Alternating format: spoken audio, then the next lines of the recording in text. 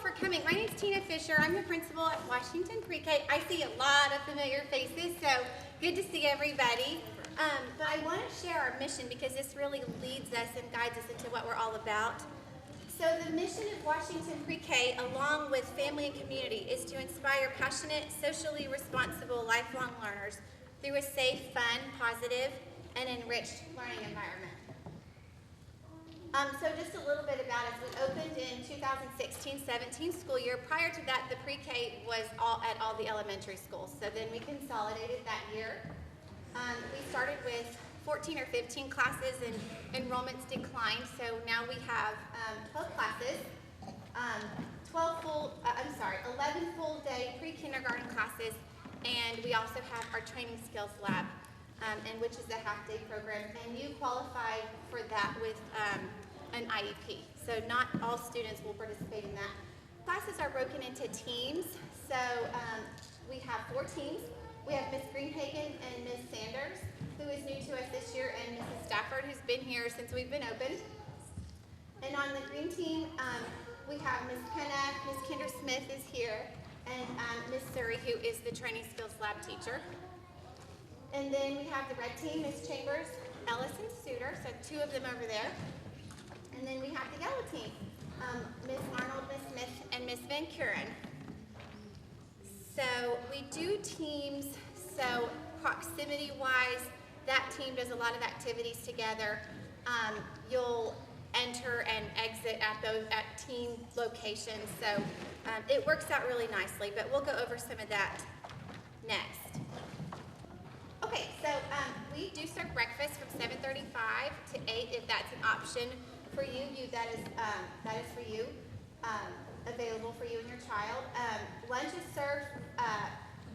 Students have a 30-minute lunchtime.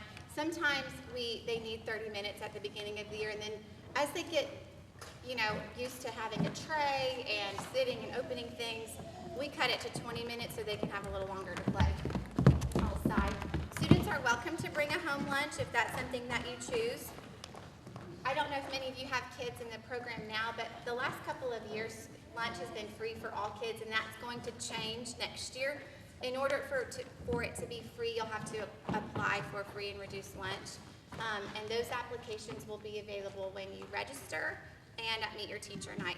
And we want you to take advantage of that program because, well, one, we want your child, we don't want that to be a burden for anybody, but it also helps schools get funding, so with that percentage. Okay, so how do you get your kiddos ready? Like I mentioned, I'm right there with you. So one of the things that we encourage you to do is talk to them positively about coming to school. This is a really exciting time. I appreciate those of you that brought your kiddos, and we want them to come by and play on our playground unless we're under construction this summer. We're supposed to be getting a brand new playground, so that'll be really exciting. But come and play. It's open for the community. When you drive by, that's your school. So we want them to be excited about that. One of the most important things that you can do is read to your child. They should be read to every day, a variety of books, and that's going to help build stamina of sitting and listening, but also being exposed to language. That's really important. The library has an excellent program. If you've not been to the library, I would check it out this summer. And that environment is going to help prepare kids for school. Okay, and fostering independence. You have however many months we have till school starts to work on some of these things.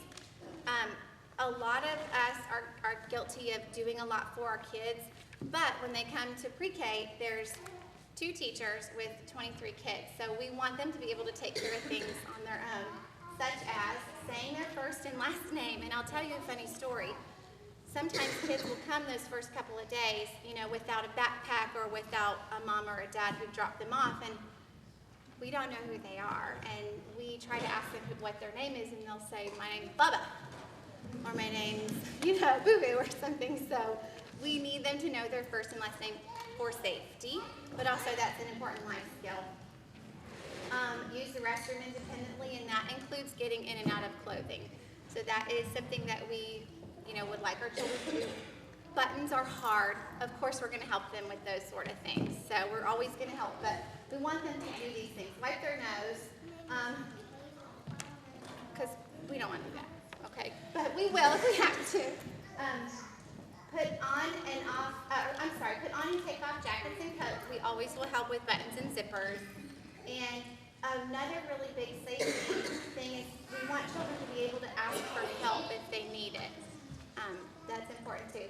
Using table manners, and then increasing their attention span. That's going back to working on reading a book, maybe visiting the library.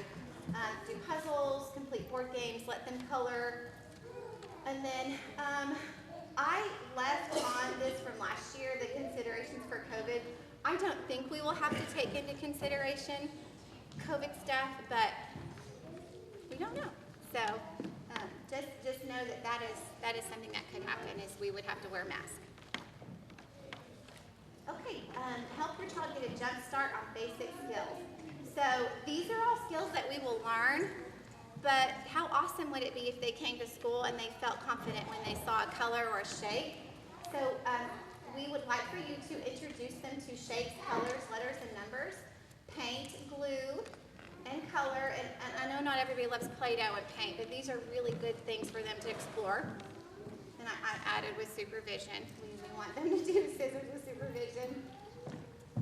And so kind of a myth that is part of American culture is that pre-K and kindergarten really don't matter. And it is the most critical of any grade. And research has shown that it's the most missed grade, but they're the most critical because they're foundational. So we do expect students to be here all day, every day.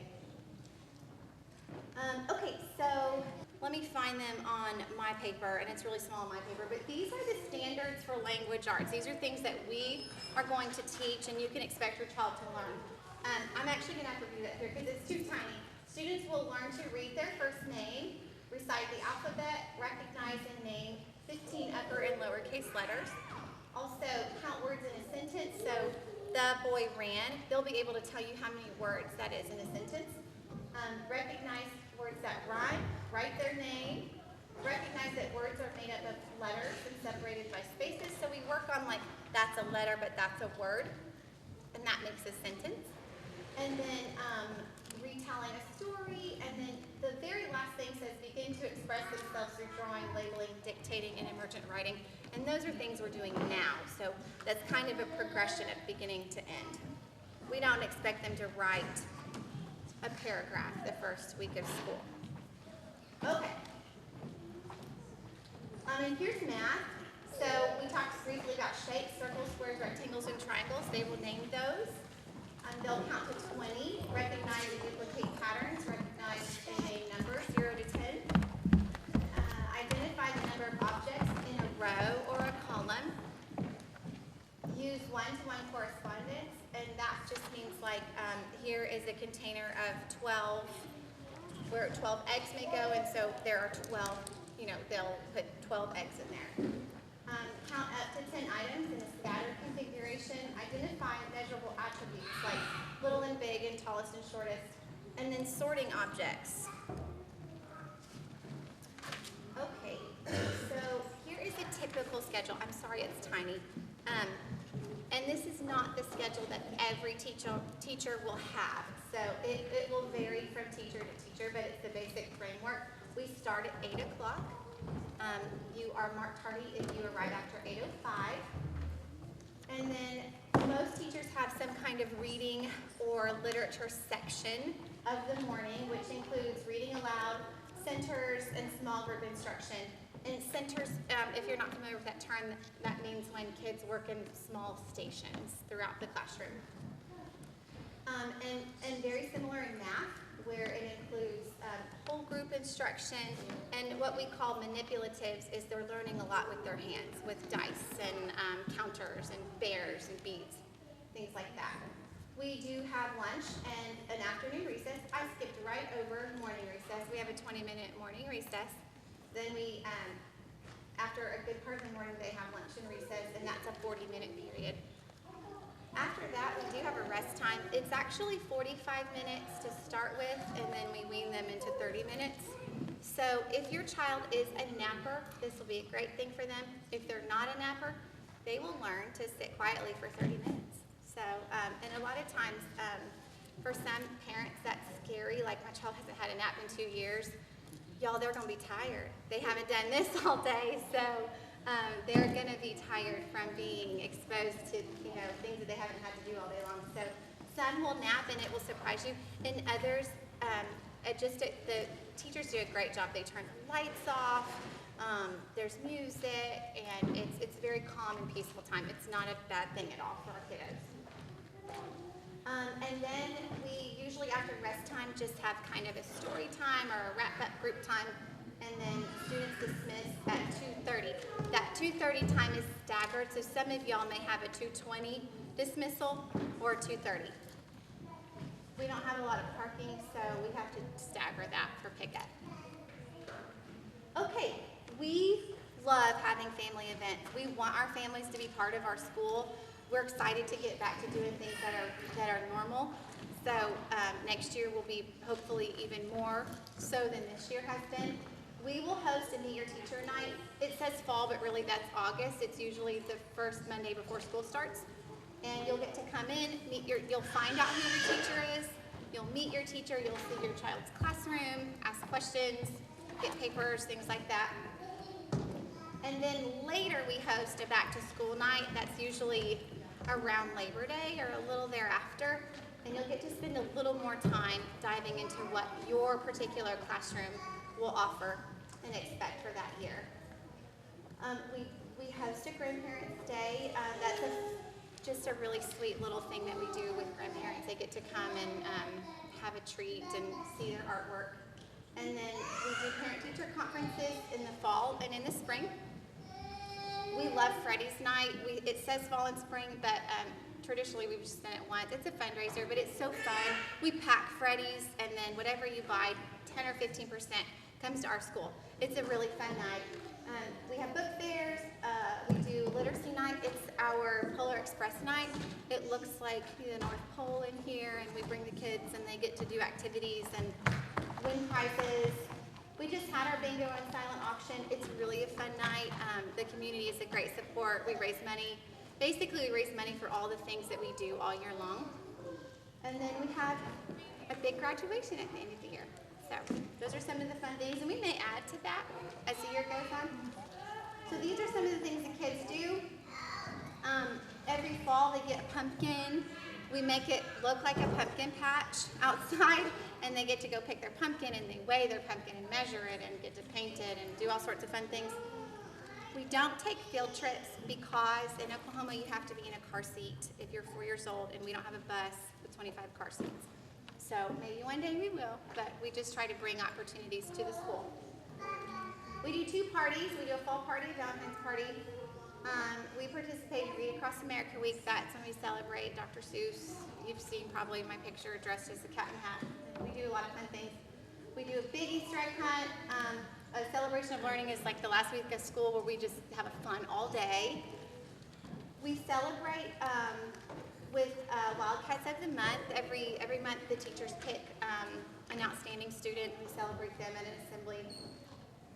The Roaring Reader Award is for a student who reads their monthly goal, and so you'll want to participate in that so your child can win a little prize. And that's just for reading every night. And then finally, we have letter masters. So you can see our bulletin board over here. It says, look, who's a letter master.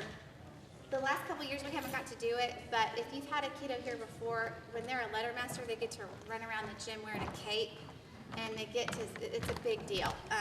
So we hope to bring that back, but that's in the beginning in January through spring break. We want them to master those 14 upper and lowercase letters. Okay, registration. This is probably what you came for. So you have registration dates on a handout. That is option 1 for register. I would really encourage you to register. That way we kind of know who's coming and how many we have. But if you for some reason can't do that, you can still register in July. So you have that information. Sorry, kiddos, but you got to get all your shots. So we have to have shots to come. Okay, supplies. I knew that that was something else that you would want to know. Kendra reminded me of that today. So we have an incredible community who buys our supplies or donates money for us. So you do not have to go and get a long list of stuff. We need a rest towel or a blanket. When I say towel, the huge blankets don't fit in our lockers. Our lockers are really tiny. A beach towel or an oversized towel is what will fit best. There are some teachers who provide those, so I would wait until you know who your teacher is. So you'll have a couple of days to go take care of that because you'll meet your teacher on a Monday, school will start on a Wednesday. Other teachers who have a little more storage may say, go ahead and bring the plush blanket. So I would hold off on that. And then a full-size backpack. I know there are things called a preschool backpack. They're too small. So papers, folders, it needs to all fit. And no wheels, please. And then we ask that you bring snacks. So we do snacks every day. So when you get your supply list, it'll say snacks for 23 kids. So, you know, we'll have suggestions on what that looks like, but we do ask that you provide the snacks. And that's all you need for school supplies. So we have everything else purchased for us. And you will bring your supplies on Meet Your Teacher Night. That way on the first day of school, you just bring your kid in their backpack. Okay, first day of school. So we will have parents walk their child to class, should you choose to, for the first 3 days. That's a Wednesday, Thursday, Friday. And then we ask that they walk themselves. And I know that can be scary and intimidating, but they do great. They really do. By day 4, they're like, bye, Mom, and they're walking to class.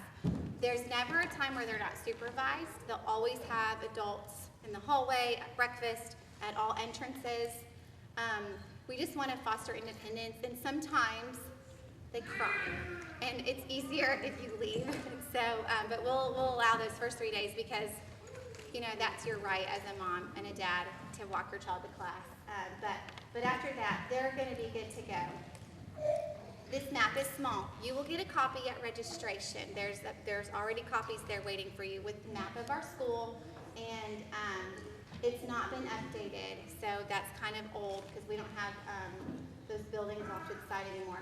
But basically, this is an aerial view. Our front door, our south door, and the little lane door, which is right here, and then the ramp, which is around back. You'll come in one of those 4 doors, depending on breakfast or what team you're on. So you won't know that until Monday of Meet Your Teacher. But you'll at least know ahead of time, this is where I need to go. So we do that. We started doing that because of COVID. We needed the kids to kind of not all in one area. But then we kind of liked it because not everybody was coming through one door and you weren't having to all park in the same spot. We are a park and walk to the door school for safety. I know that can get frustrating if you're in a hurry to go to work, but 4-year-olds need to be walked to the door because we've seen after you pull out, sometimes they've run after parents, so you will always walk your child to the front door or whatever door you use to be dropped off and handed to an adult. Okay. So that will be all cleared up when you know who your teacher is. Okay, this is a lot of information, but I'm going to read it here. We do have after-school daycare. It's called Cat Care. It's wonderful and very convenient, and we have a lot of kids in Cat Care because we dismiss early, so a lot of parents are not off work at 2:30. So you need to sign up for this as you register because it will fill up. So I'm going to read this really quickly. So it's an after-school program that allows our students to remain at their home school until parents get off work. This convenient program is affordable and offers premium care for students in pre-K through 5th grade who are enrolled in PCPS. Healthy snacks are provided by the Child Nutrition Program. We have activities that range from recreation and games to arts and crafts, free reading and music. The after-school program maintains a fully trained staff that will provide a safe, caring environment for all students. The goal of the program is to maintain a 1 to 15 teacher ratio. However, that can be modified depending on the district's discretion. Other schools may not have as many kids enrolled because there's other programs. Whoops. But pre-K, we have more staff here for cat care. Three adults because our kids, we have more kids here. Like I said, we do fill up quickly. So you will sign up for cat care at registration. Okay, so I have the cost slide. Because pre-K students require more supervision, it's $180 a month.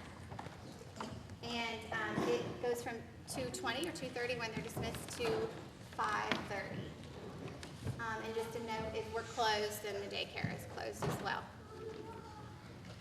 Okay, lots of information. You will get more information at registration and more information at Meet Your Teacher. We do have a Facebook page. If you'll just request to join Washington Pre-K and put your name, and it asks who your student is, if you'll put your student's name and put for next year, I'll accept you. Okay, I've already accepted some of you, but I just need to know kind of who you are. What questions do you guys have? Yes, ma'am. I'm a teacher. Okay. Ponca. Okay. The cat care thing. Talk to her right next to you. Do you have a question about the cost? Okay. Did she answer your question? Yeah. Great. Okay. Any other questions? Yes, ma'am. What time is the bus time? Usually one. Mm-hmm. Yep. Good question. Okay. Anything else? Oh, it starts at, good question. I'm sorry I didn't address that. So if you have to like drop them off early, you need them to be supervised at 7:35. You'll drop them off right here. They come to the gym for 10 minutes from 7:35 to 7:45. The rest of the school opens at 7:45. Yeah.